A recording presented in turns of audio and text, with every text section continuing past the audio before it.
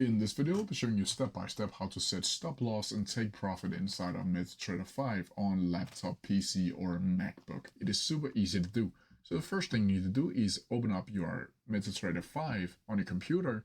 From here, you'll need to go up and log into an account or open an account. From here, it should look something like this. And down here, you'll need to go down to the trading option down here and right click on it and click New Order or F9 on your keyboard as a shortcut. From here, it should look something like this. And this is where you'll order and use when you buy a stock or a symbol or anything like that. Up here, you can change the symbol to whatever one you choose. So let's just choose the Euro USD and just double click on it. Then from here, you can add the type or either a market execution or a pending order, the volume, of course.